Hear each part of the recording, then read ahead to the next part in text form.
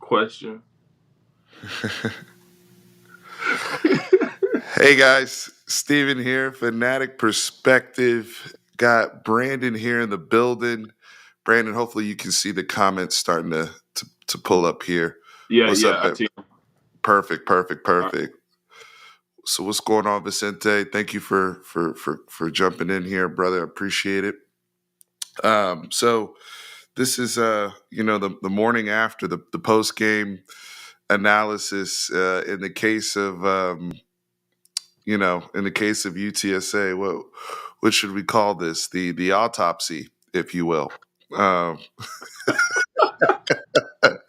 hey, Brandon, I want to give you some credit. Off yet again, you nailed your prediction. Now, two times in a row, you said 54-7 Yeah. with some field goal kicking issues, and it was 56-7 with some field goal kicking issues. So, what was your takeaway from, obviously you cover UTSA and you know that team really well. And I think you did a really good job of prepping us as an audience for what we would see, at least from UTSA. So, um, let me know what your takeaways from last night. My takeaways from last night was this was a more in a positive way, right? Okay, I wasn't expecting UTSA to win this game, but from the a couple of highlights that I took away from it was we got Danye Taylor back. He's the one who sacked Arch. This team was more engaged. They got the strip on. Jared Gibson, and they had an interception when Quinn, for some reason, just got happy feet and just threw it to Owen Pee Wee. So there was some highlights in this game that they should have been able to capitalize on. They just weren't able to do it. And like I put in my keynotes to victory that I drop every week for UTSA, I was telling them, do not try to go outside. Do not try to run outside. Run straight up the middle, straight up the gut on Texas. And for some reason, on fourth and inches, you decide to try to go outside and you end up losing 3 yards. Like, so there's just certain things and aspects of it in which you shoot yourself in the foot when you just had your first carry go for 9 yards and then you just go away from what's working for you. So I think there's certain things that got to get cleaned up in that aspect of you got to trust what you see when things are going positively. But other than that, how the game went is exactly what was expected. If Arch and Quinn had time, or regardless of if they had time or not, they got that ball out there quickly. We saw the difference in speed, and we saw the difference in size, and we saw the difference in capabilities, and all that was put on display. Um, and that's exactly what I thought I was going to see.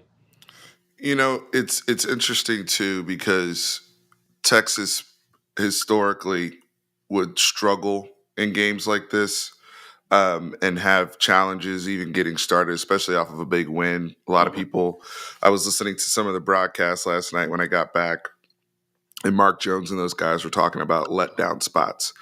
But I think that one of the things, my takeaways from a Texas standpoint, is they really came out early in the game and established that they were going to handle business. Even the Quinn, like you said, him leaving his feet and throwing it away into harm's way.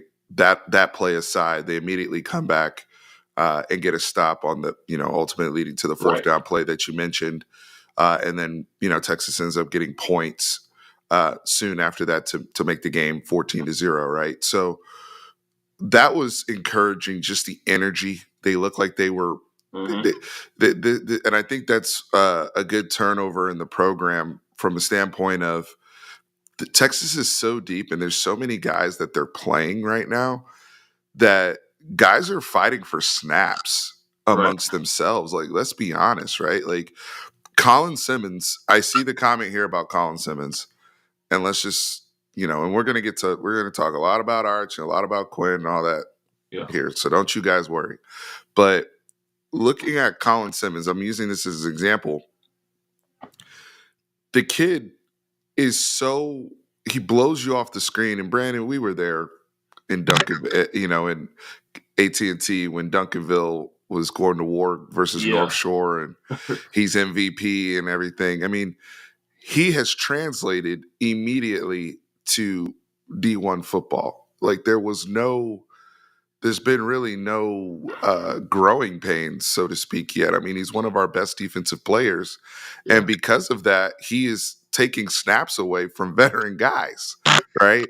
So now, if I'm Baron Sorrell or I'm Justice Finkley or any of these other guys playing on the end, I got to get rolling whenever I'm in there and I'm getting snaps. yeah. So it's created a ripple effect, I think, at a lot of different positions to where they can't have letdowns, or else you're going to lose your job. Hey, and the thing about it is exactly how you said, he's translated very well. I'll give a little pushback just for a critiquing moment so that people can, be excited, but just temper it and know that it can look better. Sure, Um, so when he is rushing and he's on the attack, he's losing contain, right? true. So He does dip inside a lot. Yeah, I think that that's something that he can work on and that they'll coach up. But as of right now, you're letting him go because he has confidence and he's only going to get better. So the second that he starts to figure out the different situations in football in which if he loses that contain, he understands what can happen. Then that's gonna even make his bag deeper that he can go in, and yet he still has that natural speed and rush and the leverage that he uses to get around the tackles. It's only going to make him better. It's only going to make him better. So the second that he gets better, knowing the situation and the risk of losing contain, then he's just going to be out of this world, man. Denver Harris was yapping a lot until Golden shook him out of his cleats. uh, Hey, you got to expect a dude like Denver is going to be himself Absolutely. and is trying to relish this opportunity because he didn't get it at his other stops. So, yeah, I mean, kids are gonna be kids, and you talk while you play the game. I mean, you're just gonna do it. One thing I will say to add to that, because I hung around Tran and I and we all hung around because to greet some of the players and stuff post game. Hmm. And I know you were doing coverage all over the place.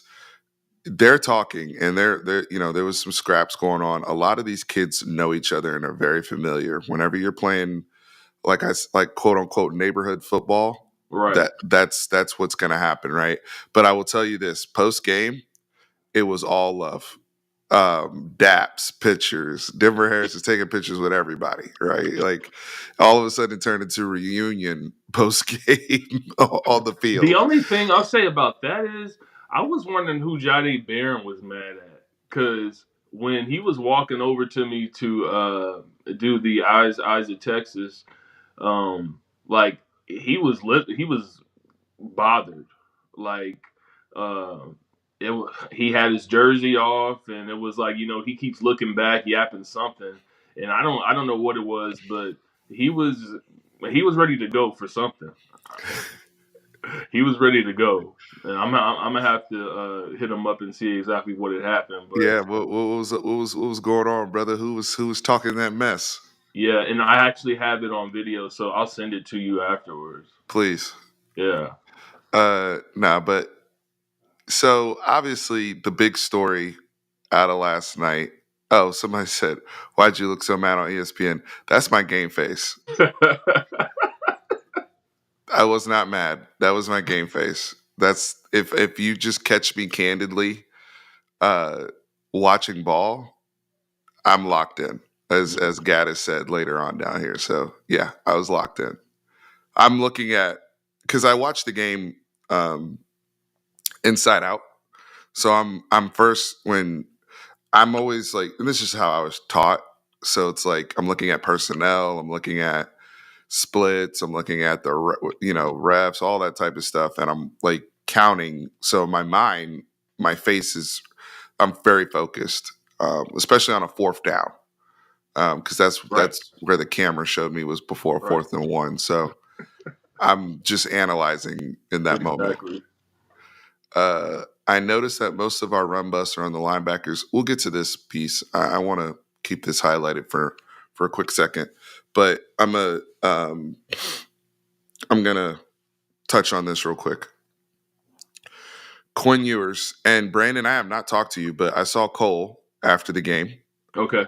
and Yeah, he said, I saw him during the game. Yeah. yeah, he said he talked to you. So I was walking out, going back past the on the on the east side of the stadium or the west side of the stadium when Hmm. I was walking back towards campus.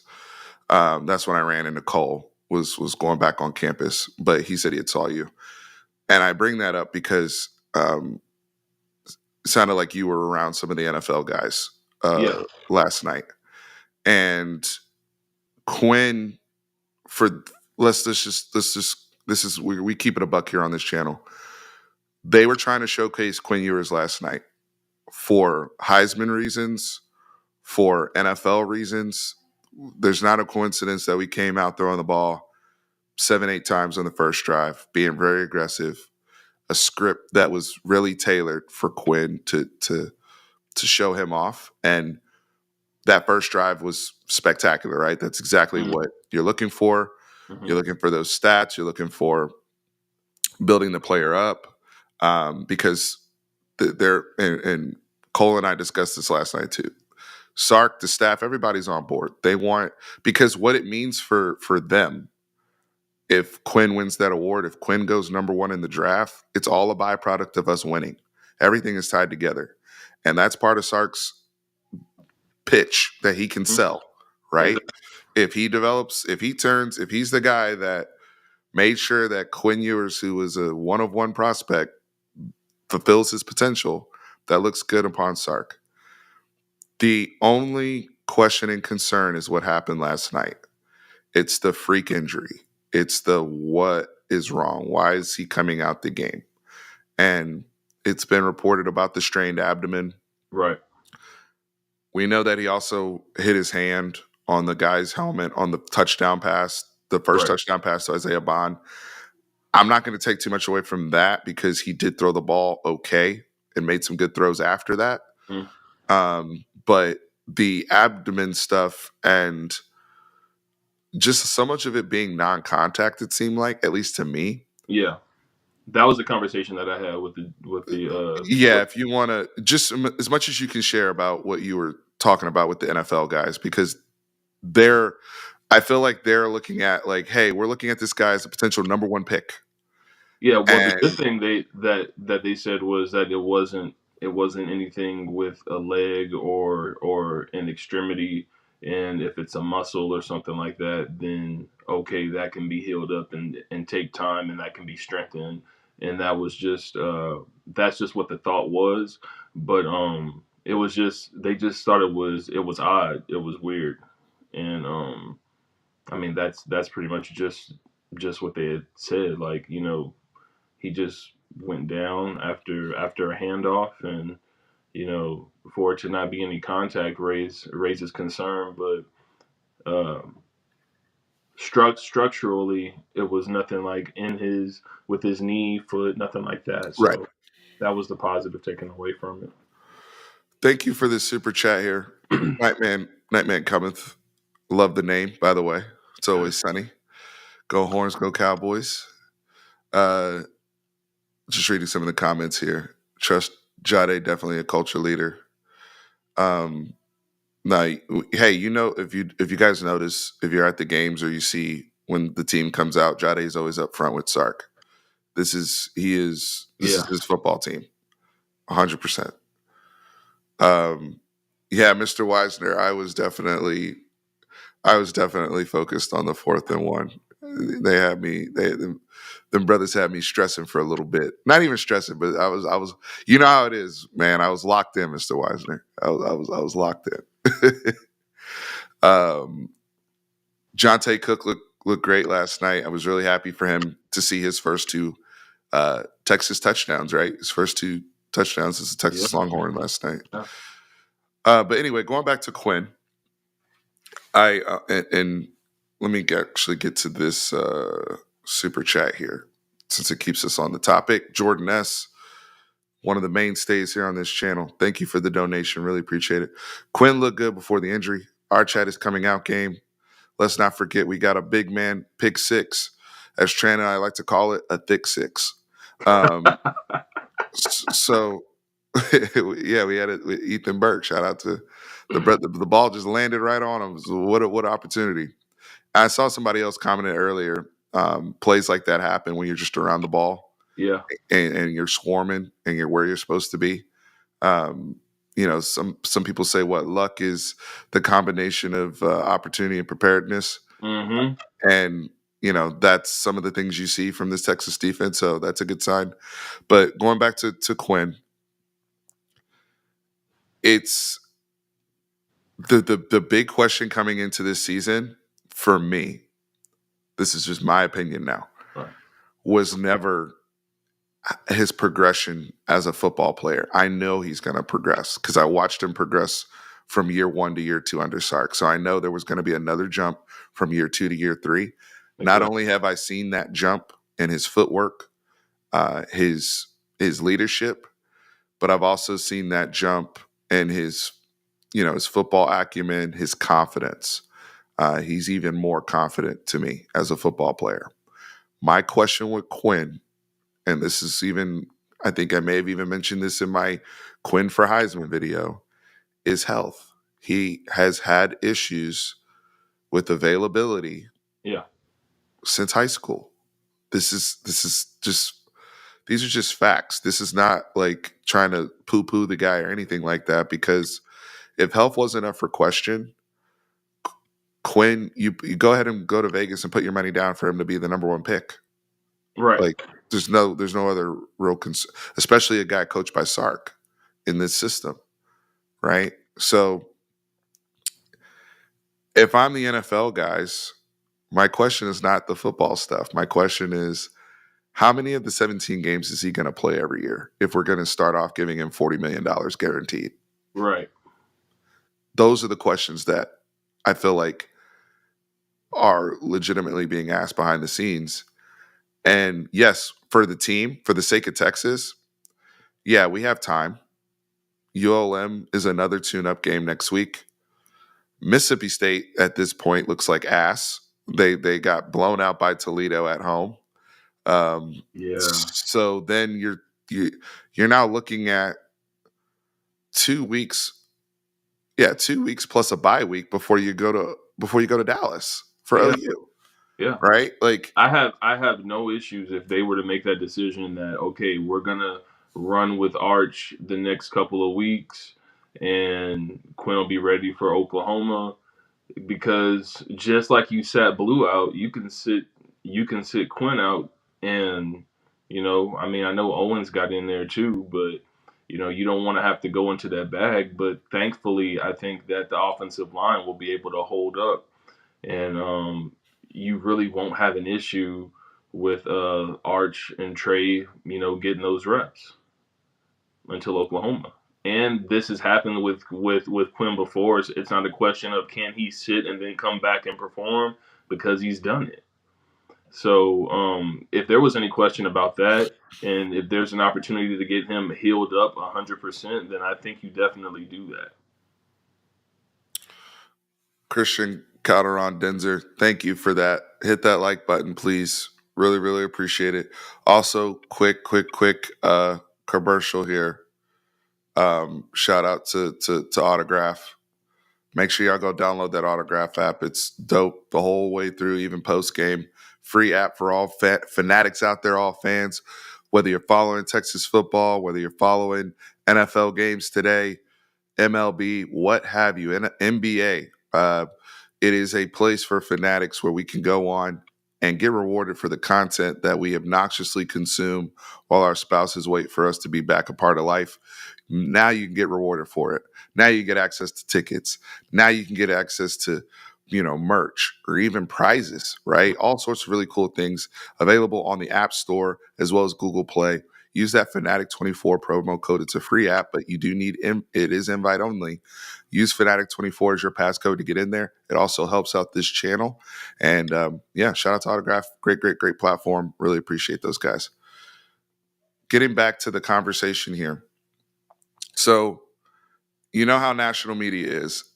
There's some murmurs in the Texas fan base, and I can see some of the things happening online.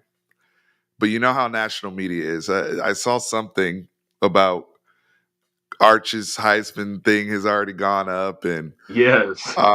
no, seriously, like they're waiting. This is Arch Madness, Arch Mania, right? And I want to say this first. Good for Arch, because in order for hype to be present like this, you got to be balling, Yeah. right? So he comes in the game. He clearly is a fearless cat, somebody that is confident in what he is trying to do when he gets on the field. And he is a plus athlete. We will get to the 67-yard touchdown run. That was probably top 5 most shocking moments for me in DKR when I saw White Lightning just take off. Seeing that run in real time on the field, I was in shock. But I'll get to why. But Arch, as a freshman, doing what he's doing and seeing him progress in Steve's system is really dope. 5 touchdowns yesterday. And he took his first snaps. I will say, and I'm going to reiterate this because it's going to also come to the other point I'm going to make. Mm-hmm. Those were his first snaps against a actual first team defense. 100%. Every other snap he has taken has either been against his own guys or against people's defenses, backups, in garbage time. Arch actually got to play against first team guys, and we saw really, really good stuff.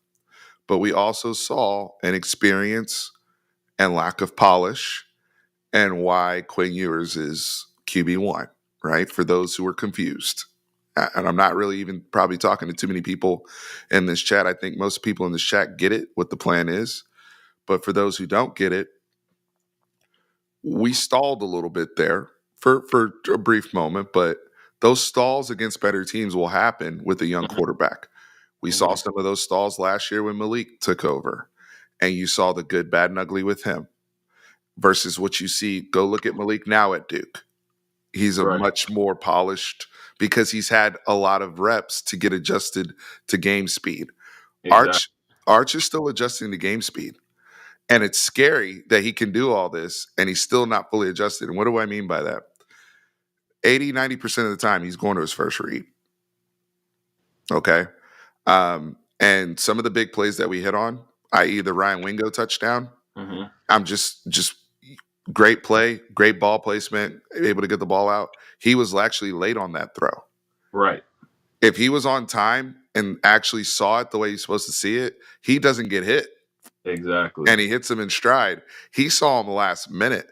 He also had Gunnar Helm wide open for a big play out of his end zone that he missed. So and I'm saying that because he is still learning. Exactly. And while he may be book smart with the playbook and everything, he's a Manning, we know, film, all that. It's still the first time you're getting reps against real speed and things that are moving quickly. So also, he's going to start putting tendencies on film of what he does, right? And as these coordinators in the SEC start to study, they'll start to, figure out, okay, he likes to do this, or he has a tendency to do this when he's going to go back left, backside, blah, blah, blah, right? So we have to be very mindful of the experience that has been invested into Quinn Ewers and why Quinn Ewers was a Heisman frontrunner yesterday and the road warrior that Quinn Ewers has shown us to be. Okay. Quinn went into Bama. Quinn went into Michigan and stood on business, folks. He didn't just go in there and play good football. He went in there and made sure to let everybody know he was the best player on the field. There's a difference. And so I'm not taking those moments for granted. And let's stay on the plan, right? If Arch has to play the next couple of weeks, I want him to play good football. And then when Quinn's ready to go, Quinn's the guy. Yeah. There shouldn't be any conversation about this. And I'm 100% on the train of you don't lose your position due to injury. Like there was a reason that he was number one, and he is number one. And so when he's healthy, you're number one. And Arch has shown that he can come in this game versus the level of opponent that UTSA is, and keep the ball rolling. So good on him, and a couple of things. Good on him for being Arch Manning and still putting in the work, because some people think just because his last name is Manning, he's able to do what he does. But he's a young man who stays in the film room and puts in the work with his receivers. That's one thing. If you know anything about the Manning family, is they're going to work. They are meticulous, and so don't think that just because I mean I know the conversations we had about him coming out of high school, and people like, oh, he's 3-star, all this stuff. Whatever he is, he's that. He's at Texas, and he's putting in the work, and he was able to step up when his team needed him and do it. So whatever anybody's ever had to say about him, y'all can put that wherever you want to. So he's out here doing what he needed to do in order to step up for his team in the situation. And you got a squad that is ready to roll behind him, and knows that he's putting in work to help them be better as well.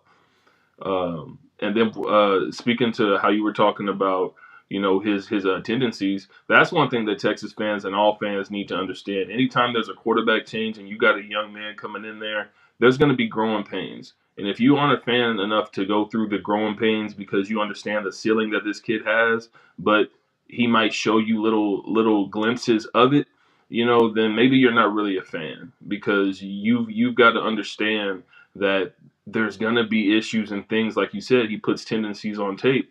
And one of the things that stood out to me at the Sark press conference was that Arch actually wanted to check into a protection on the play when he took the sack. And it seemed like he held on to the ball too long, but they were under pressure and he just had to get the play off because he didn't want to call the timeout. So, even the fact that Sark said he came over after the play and told all that to him, you see exactly where his head's at. He knew that something could happen on that play because he didn't change the protection, but he was still sticking with the play and wanted to get the play off, but didn't want to waste the timeout. So when you have a young man who's able to come in and do that, then he just recognizes things at like a different level. And I'm not surprised about the 67-yard run. I'm not sure if you remember the conversation, but when I went to a practice last year, I've seen him torch the defense for like 40-yard runs, and it looked like, okay, this kid can actually move. And that's the thing too. He had a big touchdown run. You told me about this because you were at the UT Right. practice when he broke off a 50-yarder against Yeah. the defense. Yeah, Yeah. you were the one that told me about that. Yeah. So I agree. It's just seeing a Manning, I guess, run around like that. And not only that, but he gave Buddy the cookies in the open field too. Man, Like he didn't. It wasn't just like a Daniel Jones no. takeoff running straight line, right? And then he trips over his feet like Bambi. He actually pulled the ball and broke Cuz down and then Exactly. accelerated. Exactly. Exactly. That was insane, man. Exciting, exciting, exciting, exciting. I mean, Barlin said Arch gonna cook until OU. Yeah, because Quinn ain't missing a game in Dallas. I'm gonna tell you that right now. You Can I know tell he. you one of my favorite stats about this game? And Yes, please. I sent you the stats. In that first half, there was 8 receivers used in the game. There was 11 guys who got catches throughout the game, and the thing that stands out to me is the yards after catch. The yards after catch, and let's see, Isaiah Bond, 96 yards after catch. Ryan Wingo, 45 yards after the catch. Gunnar Helm, 26 yards after the catch on his run. Jonte Cook, of his 35 yards, 23 are after the catch. Of the 427 passing yards, 273 were after the catch. So being able to do something with that football is something I think is different for this Texas offense in the since prior history. Having a multitude of guys who can get the ball in their hand and then be a threat afterwards. I don't even know what to say. It's just, You just got to get these guys the ball, and with Sark's offense and Manning's capability and Quinn's capability, uh, it's just scary. It's Can we just scary. look at this comment here, Brandon? Because I agree with this. Wingo is inevitable Yes, on some Wingo. Thanos level stuff. He's inevitable. My first time seeing Wingo at the All American practices last year with him and Trey Owens, he was the best looking receiver out there outside of the Gatling kid who's going to Oregon.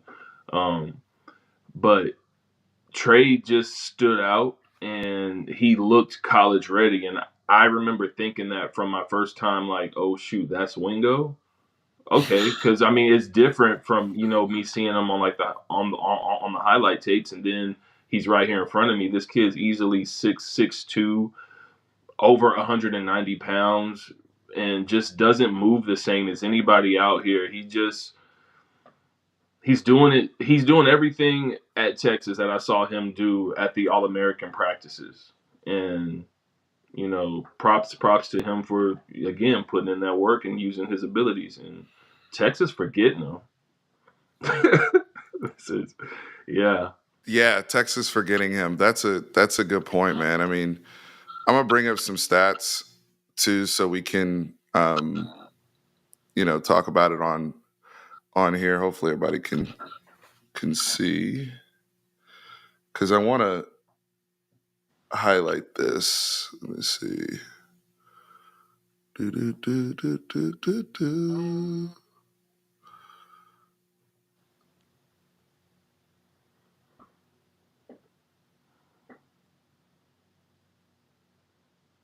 All right, we're just gonna look through this for real quick. We'll zoom in a little bit.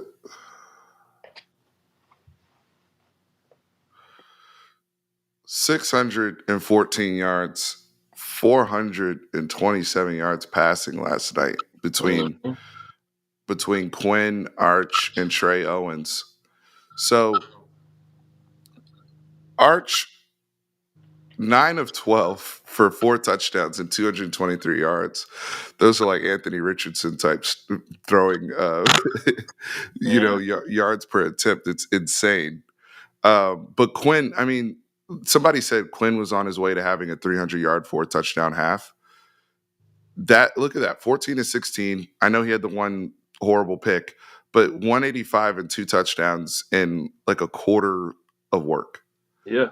That tells you what time it was, what they were trying to do last night. 14 of 16. Like, and like you said, that was to multiple receivers, Yeah, right? Like immediately he hit Wingo, he hit Isaiah Bond, he hit Matthew Golden. I think Juan Davis got hit on that drive. We'll get back to the rushing stats. Jonte Cook obviously, got in there, and I love that play design where he had that little return route back to the inside as they cleared out the middle. And exactly. And that was the play to me that us in the press box kind of like threw our hands up. That was on 3rd and 19. third and 19. Like that was a no, I'm sorry, that was third and 11, and it was a 19-yard touchdown. But to run that type of play and then he just runs through the defense, like you normally say on third down, why are you throwing the ball short of the sticks?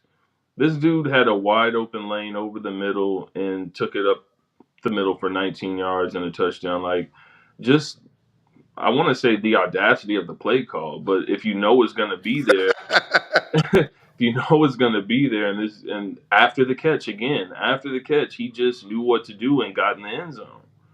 So props to Texas for that. But God, I want to third and bring. 11, and we're going to throw this little. Even the other one too, Bond when he ran the drag route on third down and got the 11 yards. I want to. I had Isaac's comment up here. Shout out to Isaac, who's been on the 12-0 bandwagon since before the season started. So I see you out here, brother. What do we now? Already almost 25% through, almost. But Isaac's comment, Arch was exciting, but let's remember he's young and yet to be challenged by a formidable opponent. These game reps are great for his start next year. This is the proper mindset, in my opinion, as Texas fans. Right.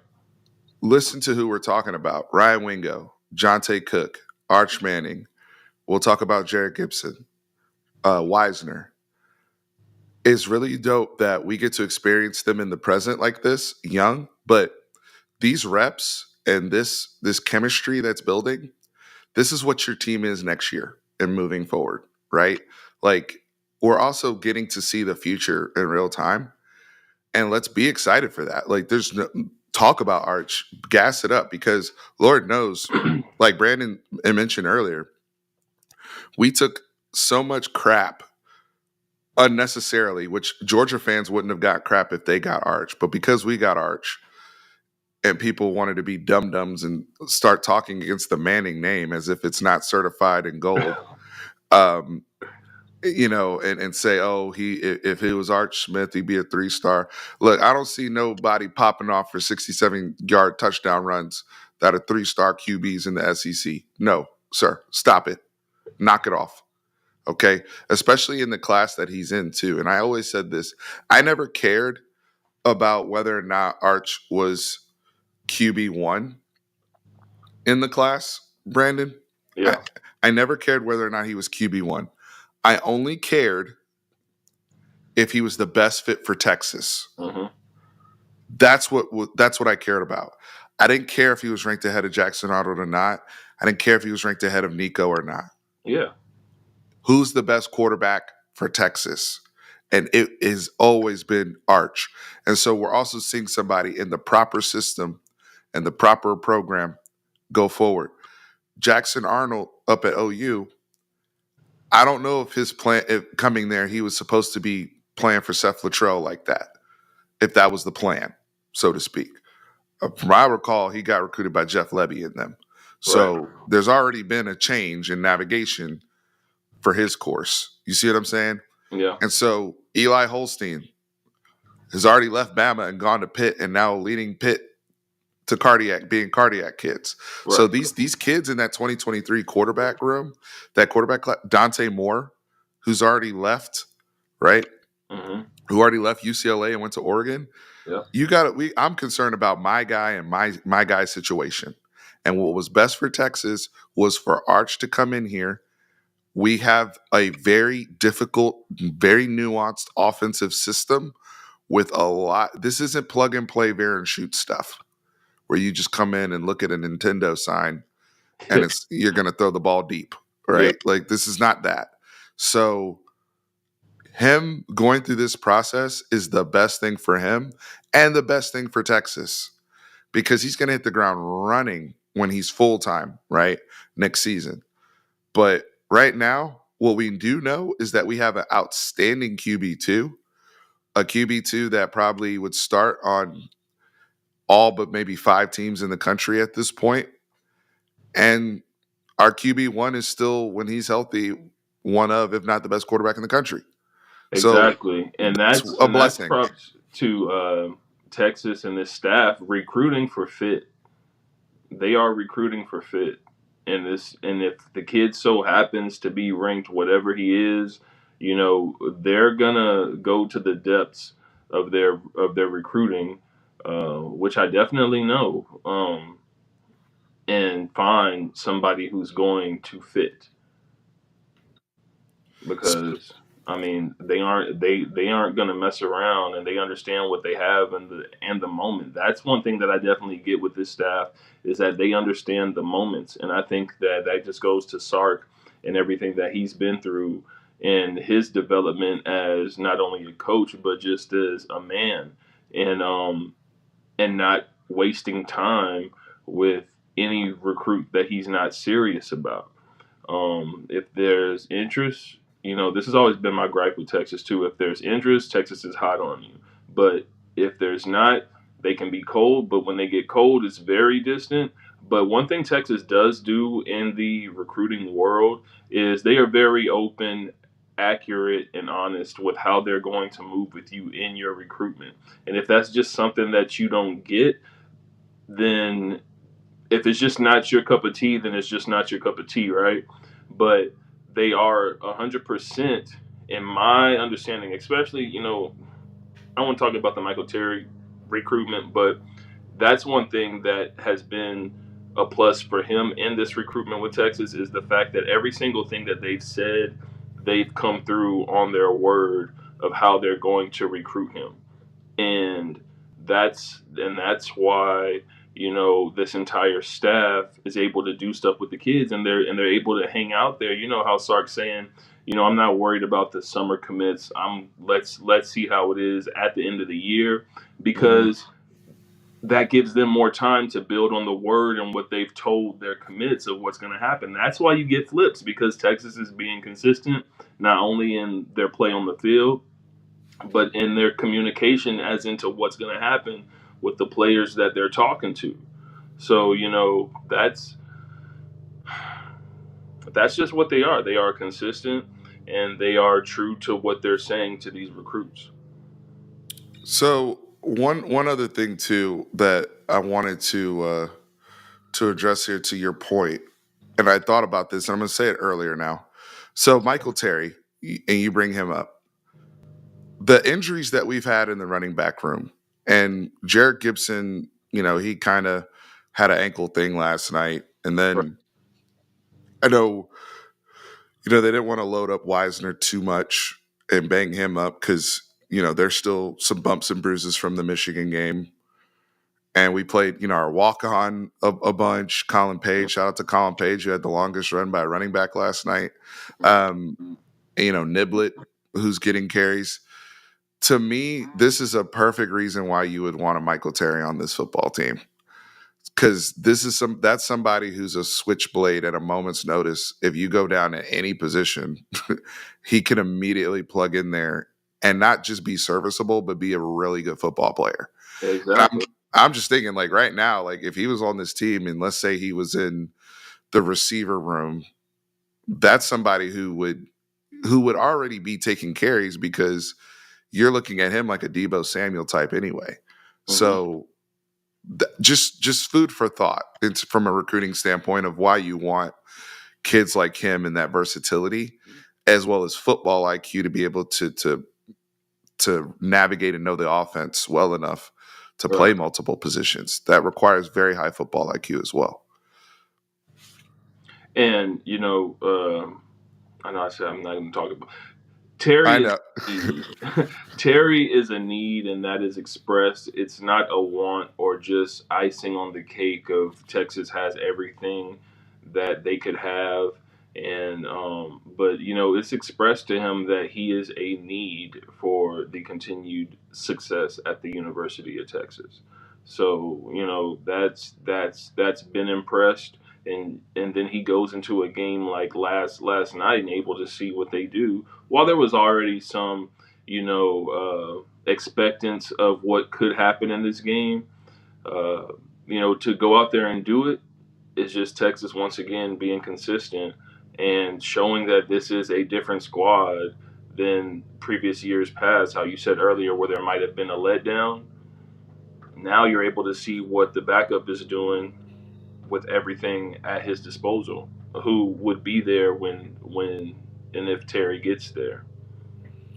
So we're going to move over to the defensive side here in a little bit, but I want to finish this point on Quinn. As I hope Quinn recovers well. They should rest him till Red River. I don't know if that's the best idea. That worked out great his freshman year Right, when he had a very the shoulder issue. right, In my opinion, and I'm also looking at it not just from Texas's sake. This is more about Quinn's sake. These NFL narratives, I don't know if he can afford to miss that much time and it not hurt him. And not play football. I'm sorry. Like he has if he is legitimately hurt and it takes him that long until he is able to be on the football field safely, then so be it, right? But right, I'm saying, for example, I'll give you an example.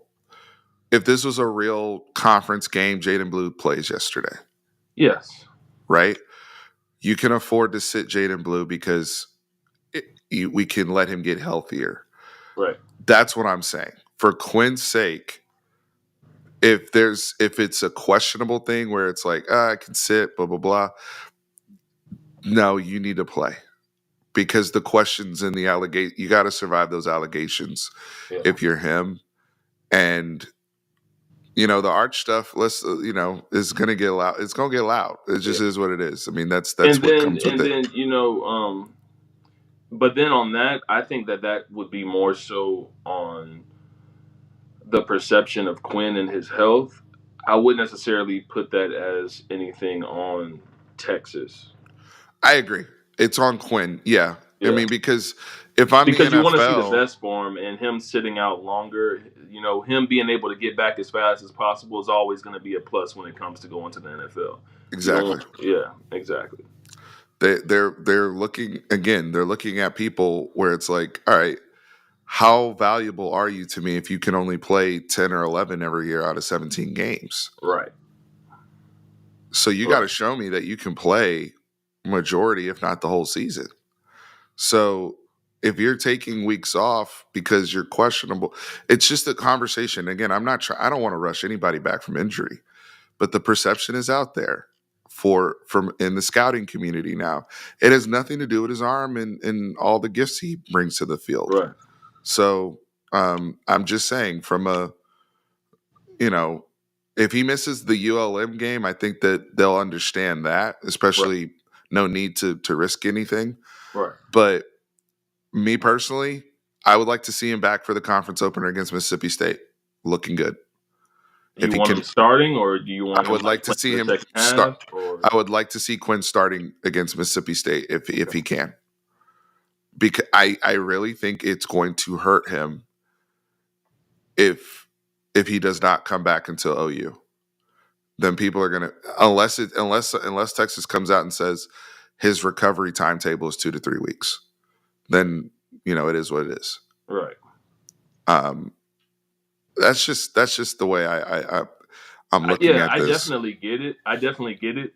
And I think that that's the fight in, that's one of those college to pro type situations. It's like what's best for the school is keeping them out for 2 to 3 weeks. But for him to go pro is, we need to see him back versus Mississippi State. It's just, if we're It, trying to get a natty, let's sit him out.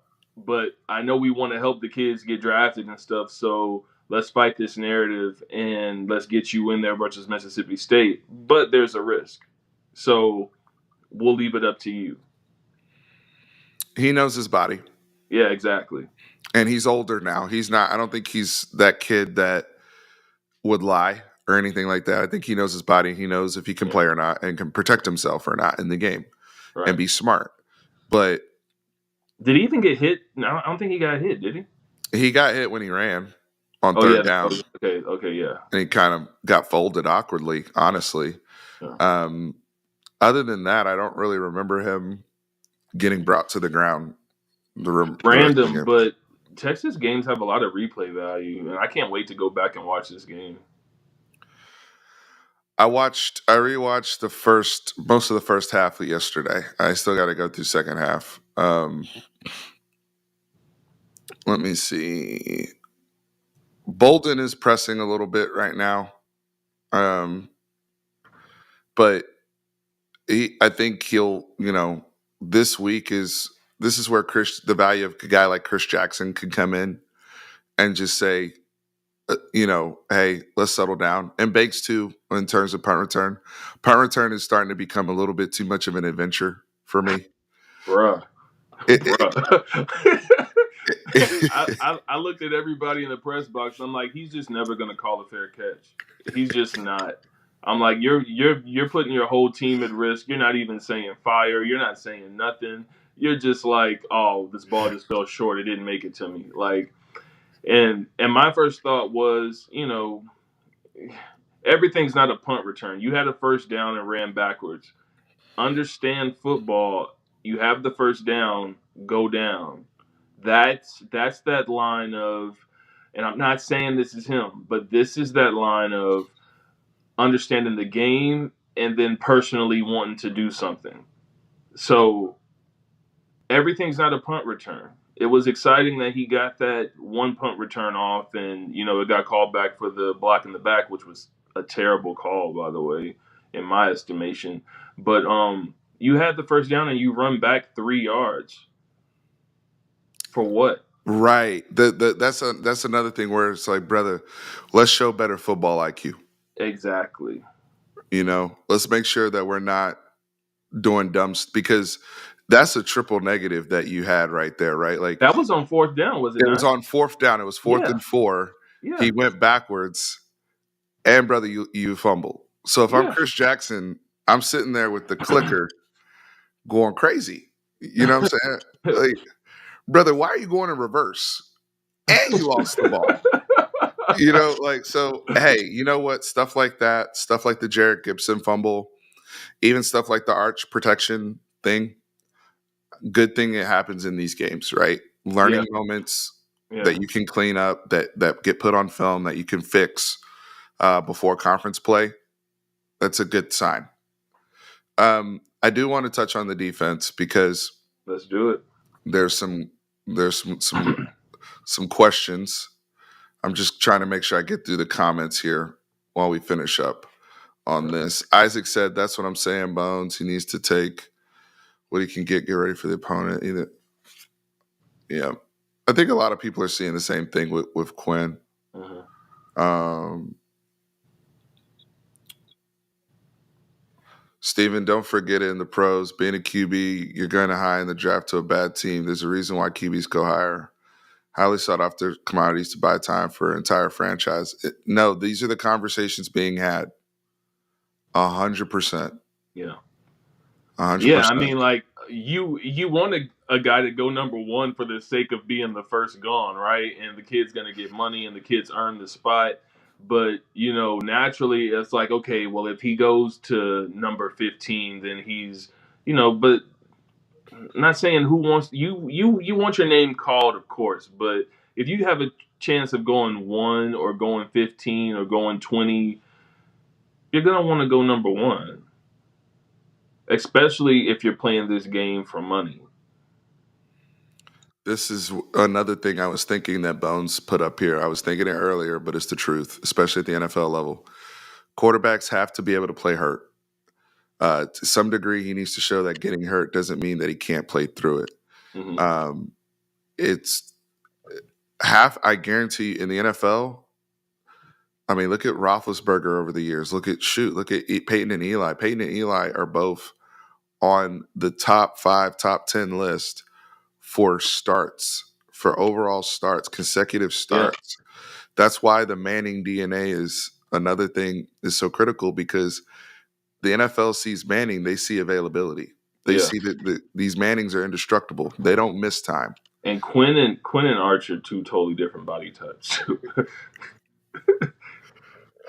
So you have to be able to show like, hey, yeah, this is nagging me, but it's okay. I'm fine. I can get my treatment.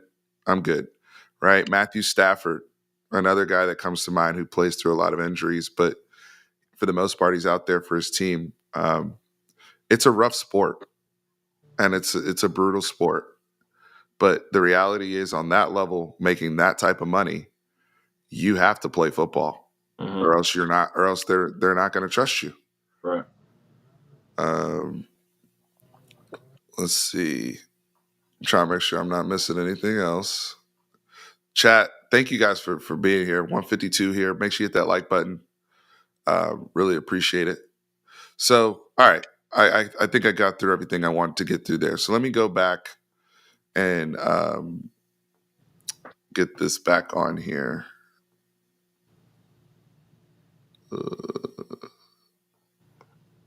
Quentin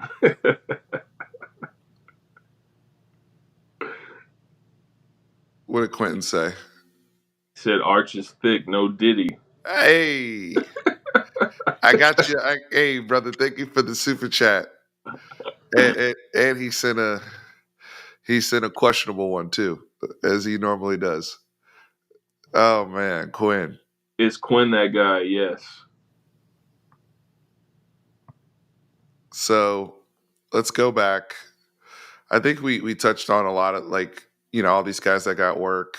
Run game stuff real quick. Uh Jared Gibson, freshman mistake on the short yardage. Mm-hmm. Got to wrap up that football, right? Dirty yard situation, that's when guys are going to try to strip. Yeah. So just understanding that. But overall, I've been pleased with how he's run this season. And I think he's going to be a very, very good underrated back for Texas throughout. 187 yards rushing. We did give up 128 on the ground.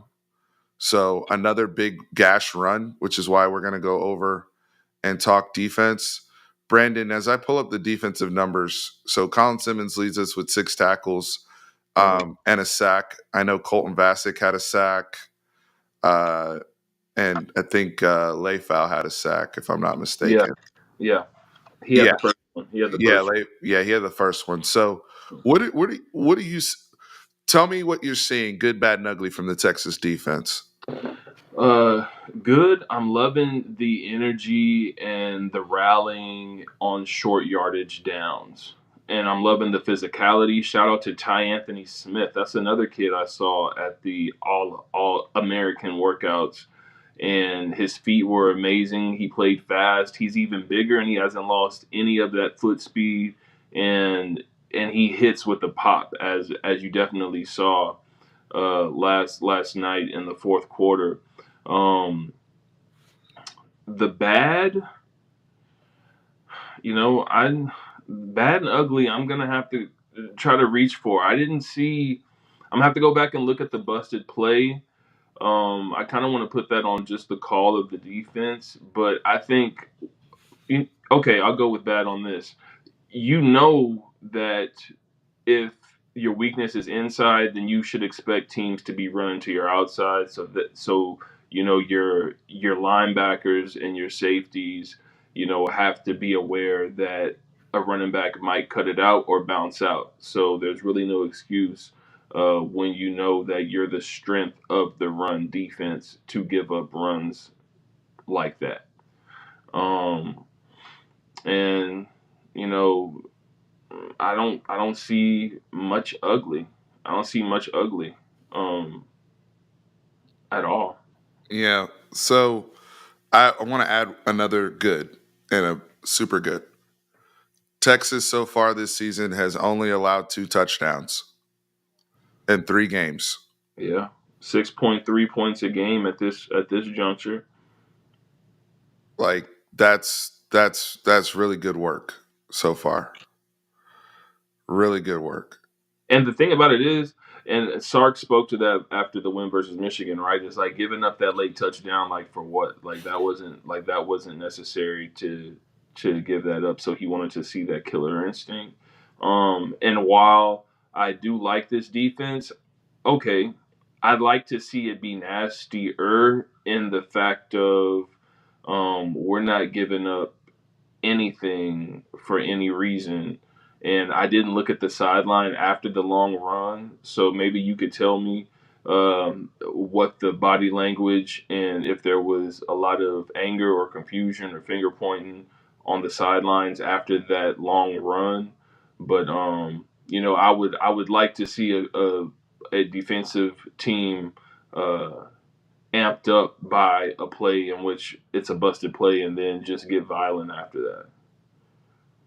So one thing I will say is after that busted play, it was two actually that drive, if you think about it, where UTSA scored, I think it was 2 plays.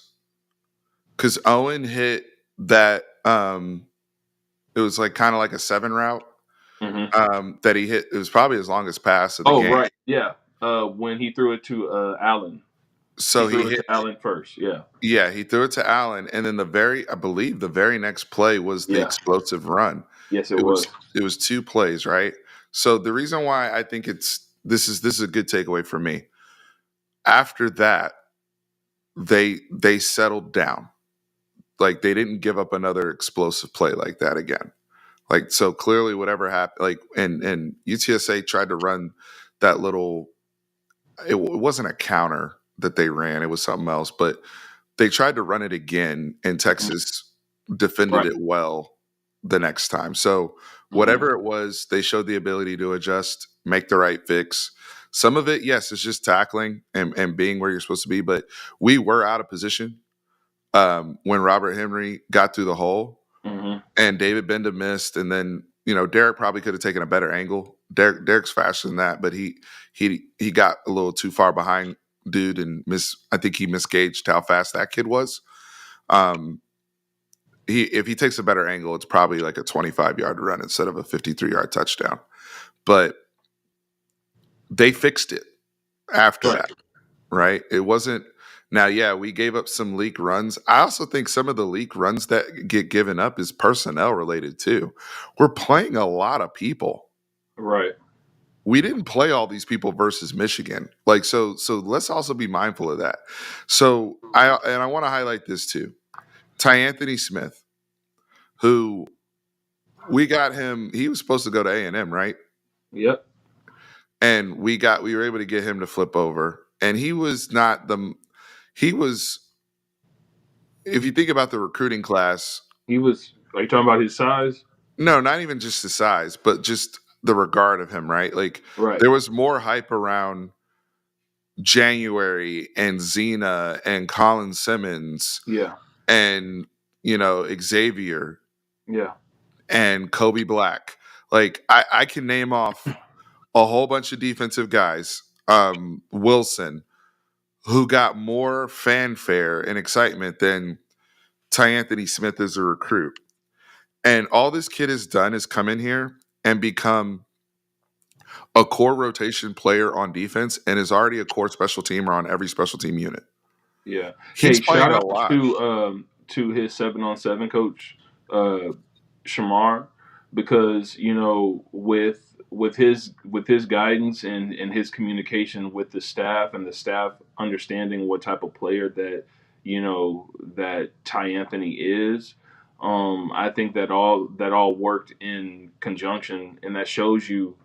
That's why I like messing with this recruiting staff for Texas, because they do turn over every rock. Like, they're gonna accept and see what talent is out there, and I think that is one of those hidden gems, obvious to those who know, but for Texas to go and get this kid is a feather in their cap for doing some real recruiting and some digging.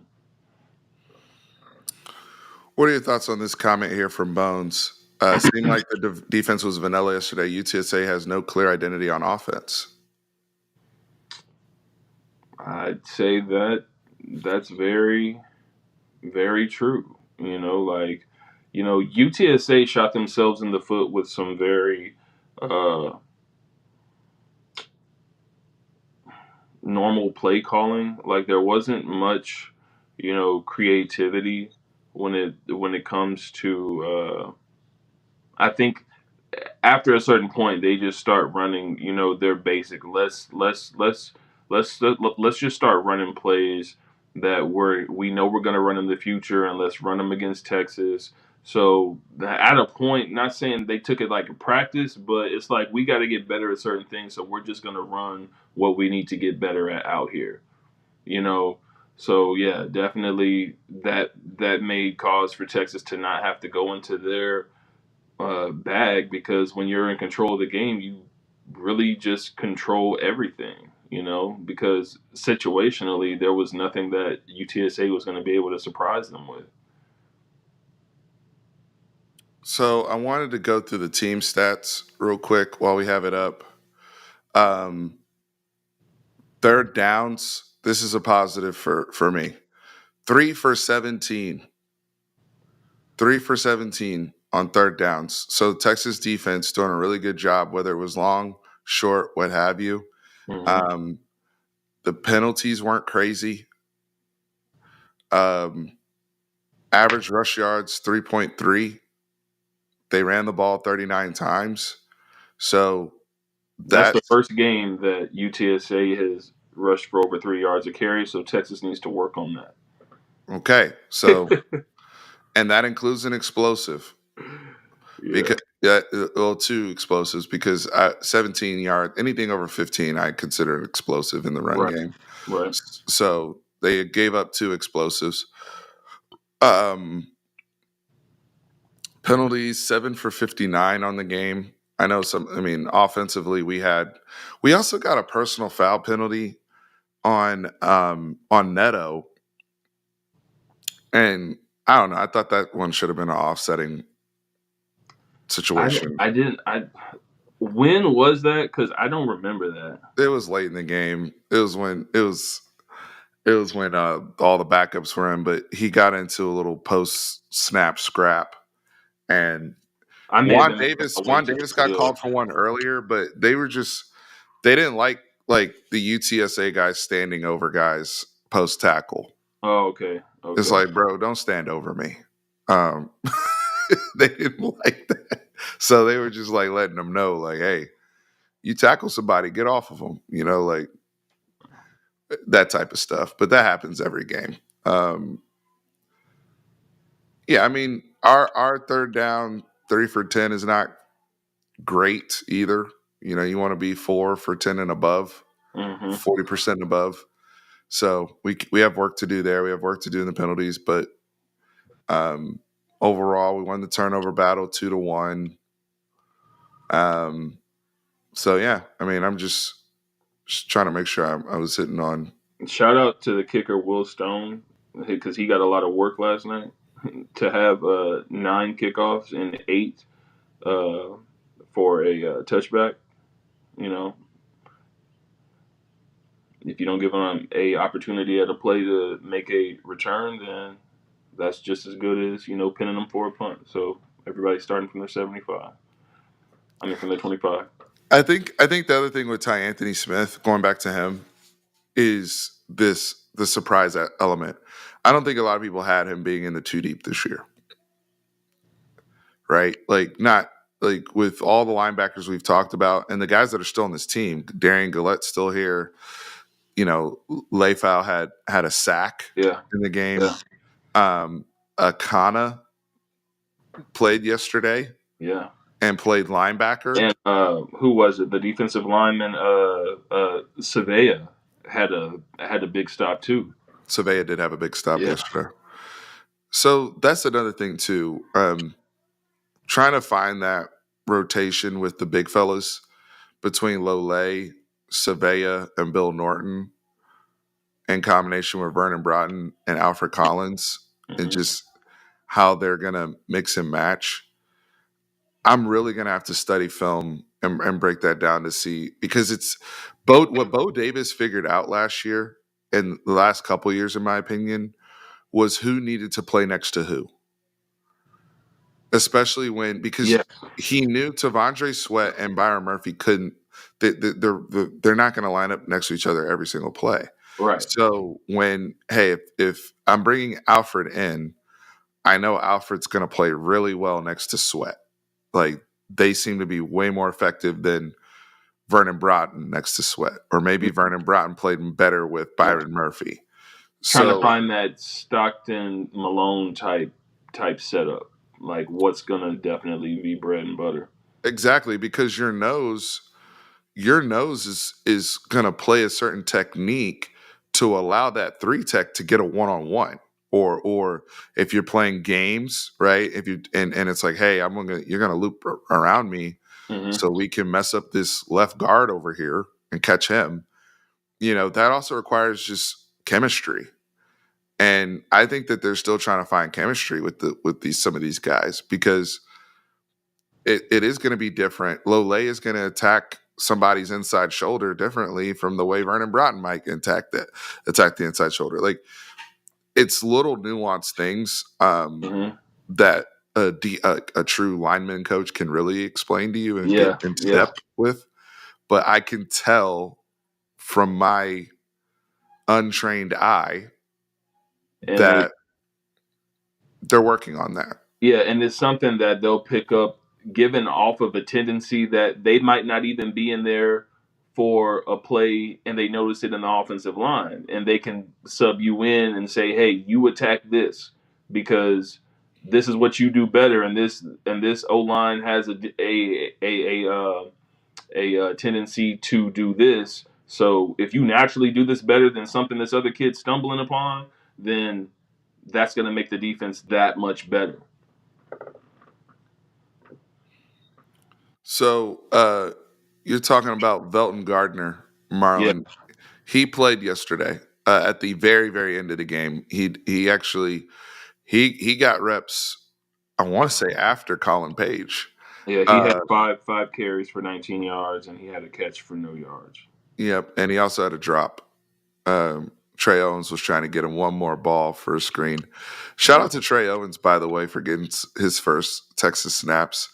Uh, Oh yeah. That's his target. He had one target. I'm sorry. yeah, he dropped it, but I think it was you, Brandon, that told me um, Trey be moving his little third team offense in practice. Oh Like yeah, they be giving first team defense some work because yeah. Trey be fighting them boys at practice. And I keep saying this, but he was another All American, and my last words before I left the field speaking with him was that his last words were that he's not coming here to not play. He's not coming here to just be third. He's like, I'm coming to make that team better, and I'm coming to put in work, and I'm coming in there to play. So he's gonna push everybody in that room. He doesn't have a mentality of a backup, but he's 100% a team guy. And having that mentality and balance, that's just like talking about a kid like Diabell, who's coming up next and is down that line. That's just like KJ. You get these guys who are for lack of a term dogs, but show good traits, but they're good kids and they want to push the people in front of them because they know their time's coming and they're going to be ready. So you better be ready now because when I get this, it's going to be mine. Right. And then so but they all support each other. But Trey's not there just to be third, and I'm happy here. If anything happens, he's gonna be prepared just like Arch is. Trey, I just want to reiterate. They said he legitimately moves the ball in practice. Like he will move the chains with his third team offense, and he's a handful to deal with because of the competitive nature, Mm-hmm. right? So I don't think people understand, especially people that haven't played football before, how valuable a good scout team, like the quality of. I was talking to my buddy Austin, who's also in the scouting community and coaching community, and he was saying the freaking preferred offers have even improved. Um, Mm-hmm. the preferred walk-on program has improved at Texas to where they're getting kids that are legit high school players that these guys are practicing against, or Yep. just the competitive depth in the room. So that helps you exponentially when you're going out there, and it's like, man, that other guy that we're seeing on Saturday doesn't even throw the ball as hard as Trey does. Like or doesn't even have the same talent Mm-hmm. as we go against on Tuesday. Right. Like so that's where this program really needed to get to, and I think that's where they're at now. Just from a competition sake. Look, I want to reiterate this as well, folks, because I'm getting ready to wrap up. Health is wealth. I said this last week. I will say it again. The biggest thing that we are battling is having these games in between a big war at Michigan and the next war, which is really OU, is keeping people healthy and upright, right? And also, obviously, we want to come out and set the tone against Mississippi State for the SEC opener. I'm not trying to look past them, but that's not a war, in my opinion. The next war is OU. And I want to make sure that we're not losing people against Monroe or whatever. Mm-hmm. And that's why I got mad when they hit Burt yesterday, because I'm like, I'm not trying to lose my kicker Yeah. with 5 minutes left in a game where we're up by 5 touchdowns Yeah. or 6 touchdowns. Like it's not worth it. So health is wealth these next few weeks. The reps are great. I'm glad Arch is out here getting reps. I'm glad Jonte. This is great for recruiting, right? People coming into the games and seeing a lot of guys play. It's great for recruiting that Ryan Wingo off break is balling. Day one came in here and is in the rotation, and not just in the rotation, quote unquote. He's being showcased. Sark, like you said, Sark is really being a man of his word with what he's telling these kids in terms of their expectations when they get in the program of what ball distribution is going to look like. Yeah. Because we've never been, at least since Sark is here, we've never been a share the wealth type of system. But he Right. said, I got 6, 7 guys that can play. And so far, he's played 6 or 7 guys. Exactly. And when you've got you said six, and you got six guys with three or more catches, and four of those guys got touchdown catches. Look, Isaac, Sark is running a quarterback development program here. Even if you don't end up playing for Texas, you are still better off being in the room. Exactly. Malik and Duke would not be 3-0 right now. Shout out to Malik, okay? Because he's playing with some real students over there at Duke. Not too much athlete. A lot more student than athlete over there at Duke. I look, if you want to see somebody out there with a bunch of future engineers and accountants, go I'm watch Duke. still in that. I'm still in that. It's the truth. Go watch a Duke game. Malik is balling because his time here, he looks Malik looks night and day from even last year because he needed that. He needed reps.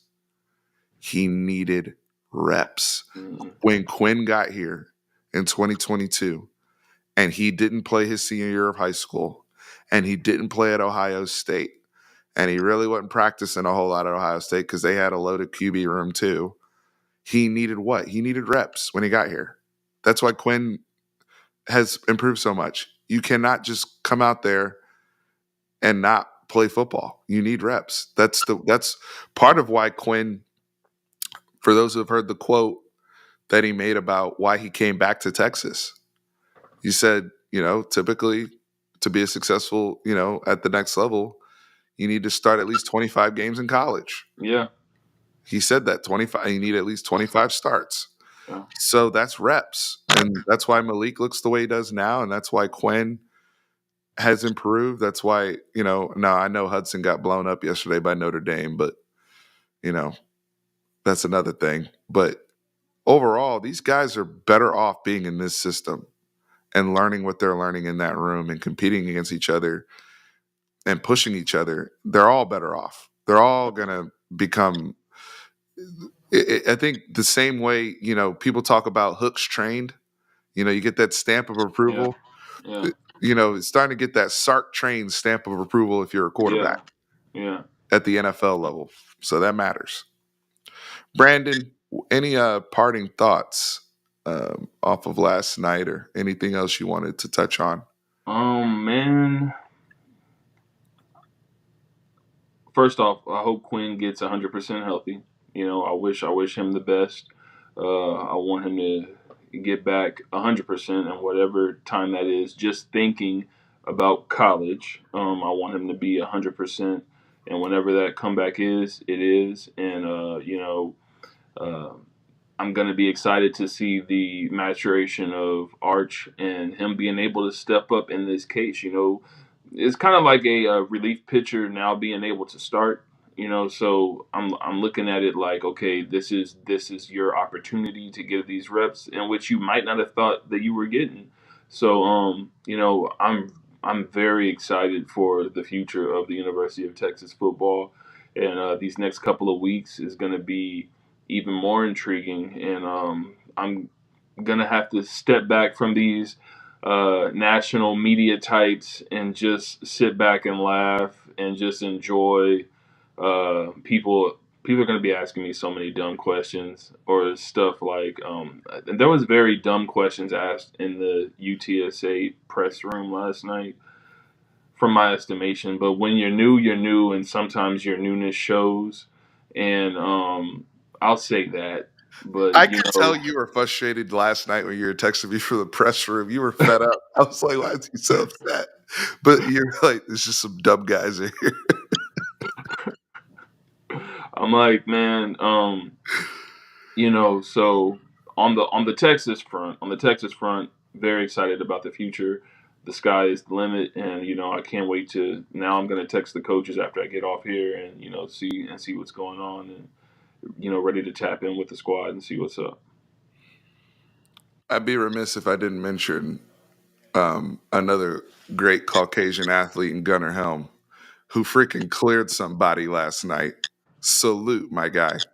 That got ooze in the press box. I Dude, I I heard the that ooze had on the me on my field. feet. That got ooze in the press box. Gunnar Helm was looking like Mondo Duplantis out there, man. For those of you guys who are into track and field, that boy, I've seen him try to hurdle before, and I can tell he's probably been on the sidelines telling his buddies like, I'm gonna get one. I'm gonna get one. I'm gonna Yeah, get one. Trust me on that. Not only did he clear Cuz, but he kept running afterwards. I was like, exactly, exactly. He didn't fall down like I just wanted to do that. He kept it going. He man, kept it going, man. So man, Gunnar. I gotta give him a shout out for that, man. Gunnar Helm is woo. That Gunnar got some barbecue chicken on the pit. hey, I'm trying to make the Mississippi State game, but I will for sure be at the Georgia game. And shout out to I think this UTSA game is going to be a game that they probably keep. There's three more games till 3:30, till 2030, excuse me. But the attendance record, they've set two of Texas's top 10 attendance records with this game. It was over 102,000 fans in 2022, which is like top six, and this was number 10 with 101,982 fans there last night. So I think that just this is a popular game, and it's going to continue to grow. So I really hope it's one of those games that they keep because I think it's good for San Antonio and it's good for the University of Texas. Completely agreed. Yeah, and I love everything that UTSA has developed down there, and um, great fan base. There was a lot of UTSA fans Yeah, at the they'll game. definitely travel, and I Yeah, mean, who doesn't want to go to Austin? So I mean, that's exactly. yeah. All right. Well, guys, make sure you hit that like button, subscribe. Brandon, where can the people find you, brother? Find me on Twitter at bdamone. You can find me on YouTube at Along the Wire. Uh, I have my high school football show that I do to help get kids in the area noticed and keep everybody up to date on what's going on in San Antonio high school football. Me and Coach Gomez. So make sure you give Coach Gomez a follow if you can. STX7V7. Uh, Instagram Along the Wire. And that's it. Along the Wire. Beat them on. You'll find me. Sweet, sweet, sweet. I appreciate you coming on. We'll have you on throughout the season because you're just a wealth of information, especially getting to talk to people from a media perspective, but also somebody that just appreciates the program and a fellow fan. And shout Yeah, out to the Cole. Georgia game, man. I can't Yeah, wait. Yes. I can't wait either. Shout out to Cole. I saw you last night, brother. Love you. Yeah.